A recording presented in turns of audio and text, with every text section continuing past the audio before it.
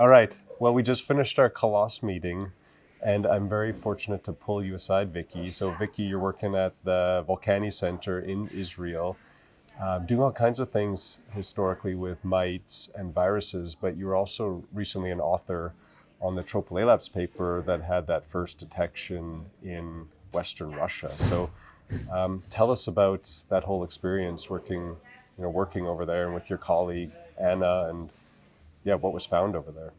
So first of all, really, it's fortunate. You may know language, and then it gives you an opportunity to connect to people which you would never contact otherwise. And it's especially fascinating. We don't know much what is happening in this huge country, Russia.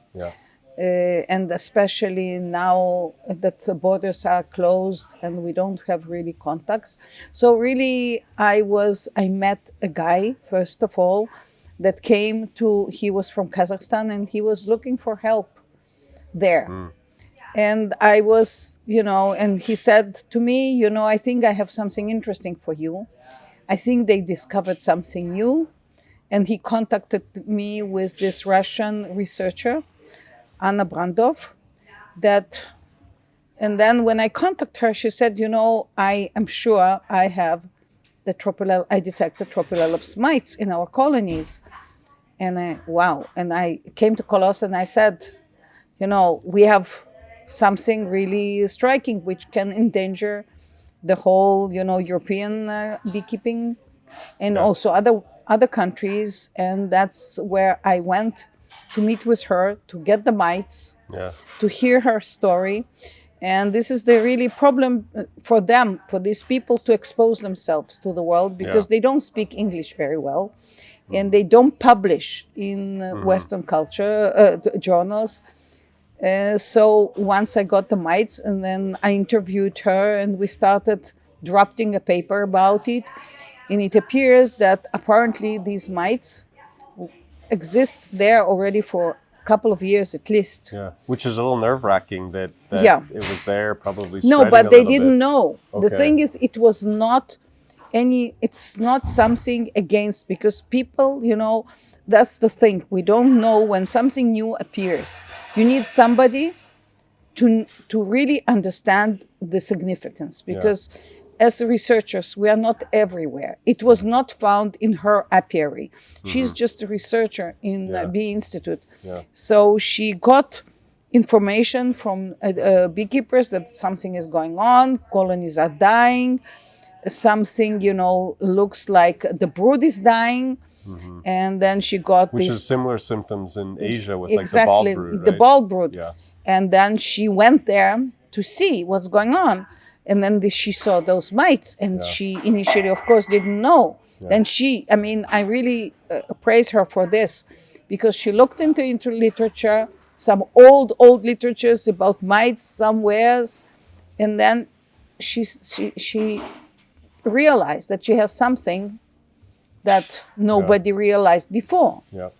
And then she collected the data, she started monitoring, going from how to monitor to open the brood. She followed the colonies, and she really realized this strange situation that the mites apparently, first of all, she sent me the pictures when mites were running, on the frame. The frame, and lots of mites. And then she started asking beekeepers, and they sent her more videos. So she understood that it's quite spread. And she collected the mites and and we met together in Kazakhstan. She gave it to me, and I shipped them to Peter Neumann laboratory, and then they did the molecular analysis, and they confirmed that it was Tropilaelaps mercedes. So, and the interesting observation that she had, that even when the brood was there in the wintertime, the mites were disappearing. And then they're reappearing in the spring again.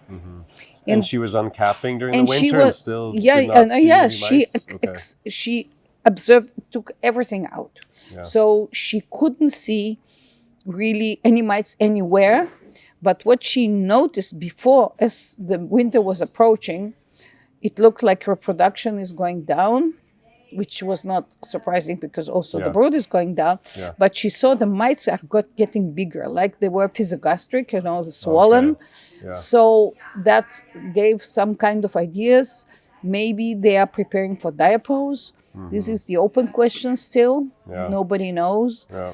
And then there was questions how they came, where they can come, and it looks like apparently a lot of beekeepers import the packages of bees from Uzbekistan, Okay. and Uzbekistan is infected. Yeah. So it's not that it's officially permitted, Yeah. but it is. It's reality. It's yeah. a reality. Yeah. And then we start thinking which countries where people Yeah. are importing, and it appears Yeah. that because they have and they experienced a lot of losses. Actually, in Russia, they experience losses in autumn before winter, Yeah. and probably due to various reasons. One of them varroa, of course, and viruses. So they in the spring they bring new colonies. And then we ask, and in Kazakhstan, it's a very big issue on the border between Uzbekistan and Kazakhstan. They told me there are loads of trucks coming, and it's the exchange Yeah. is going there, the Yeah. trade is going Yeah. there. It's so, and the same apparently happens in the other places. areas, yeah. And although Uzbekistan is not, there is no Soviet Union, and these countries are separated, but there is a trade Connections, context, yeah. trade connections. And we heard from Anna on the Zoom today at the COLOSS meeting that Russia's not really, or at least those areas are not really trying to purposefully restrict the movement. They they're looking try, at yes, they management try. They try. The thing is, Okay. I heard the long podcast there made in Russia in which beekeepers try, they make podcasts, explain to people what's the dangers, and please don't do it. And also, the other researchers try to show that the local bees are better than foreign bees. Okay. But, not everybody is exposed to the media. And now we know that the Tropilaelaps is in other places as well. Yeah. So you're based on your connections and discussions, your best guess is that it is more widespread than just those areas. Yes, for sure. Yeah. Also, there's these political issues that, that, for instance, some countries that don't want to expose. Like I asked Anna, please talk to Belarus beekeepers and researchers, and ask what is going on there, but they still didn't tell us anything. Yeah. There's probably, of course, a bit of a stigma connected to having because this I reportable was. disease. That's a funny thing that I spoke with one from Georgia, researcher. I wanted to know about the infestations of Tropilaelaps, varroa, and he couldn't sell me anything. And he said it's officially forbidden to give his information because it will affect the trade, and these countries, they need the trade.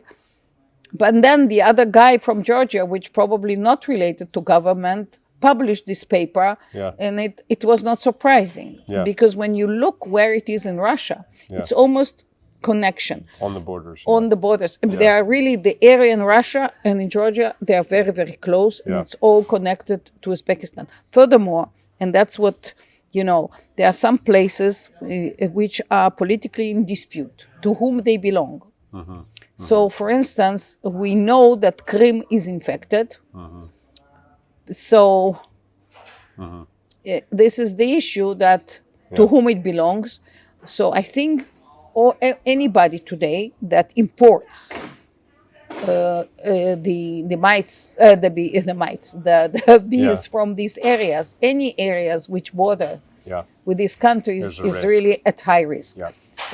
Turkey, for instance, I think Poland, for instance. When I'm looking at countries which were, we don't know, some people said maybe in Iran it's the same thing, because we know in Iran there's very high mortality of bees, but we don't know anything about it. So, and I have a colleague at Mississippi State University who's from Iran, Ismail, You Yeah. might know him. Yeah, of course. Because he was over here in Denmark for, Yeah, I for know many him. years. I know him very well. So him and I are going to chat, and I think he's going to back home to Iran for the summer. So maybe there's opportunities for some Yeah, samples. if he So, goes, maybe this will be very good because I know there is a high mortality in Iran. There was this, we had in COLOSS Iranian lady, the researcher, and I tried to ask her, and she said she doesn't think so, but I wonder if she really opened the colonies. Yeah. And before, I think when this, like last year, we didn't have yet all these symptoms. We didn't know that we should, how exactly the monitor. Yeah, So what I to look think for. that So- what actually your work and Anna's work and also this Irakli from Georgia and with Cecilia Cecilia and too. Cecilia, Yeah. it opens really, because you know how it is difficult to look for something that you don't know Yeah. Is it how, there? how it is there. Yeah. And then, of course, coming stories about other mites. People immediately report Yeah. The other. lookalikes. Yeah. Yes, the lookalikes. They say, "Oh, maybe I have it," Yeah. and then most these reports are not related at Yeah. all. So we have to be careful. We made that very conservative map, which fully admit it's highly conservative based on publication. So yeah, let's see what happens. But I'm going to try and drag over Asli, our colleague from Turkey here Yes, soon, of if I course. can find her. So always nice to see you, Vicky, and thanks so much for giving us So some of your it's- insight. Thank you very much, Geoff, for giving this opportunity. And I hope our efforts will really help the beekeeper community worldwide. Yeah, that's the goal.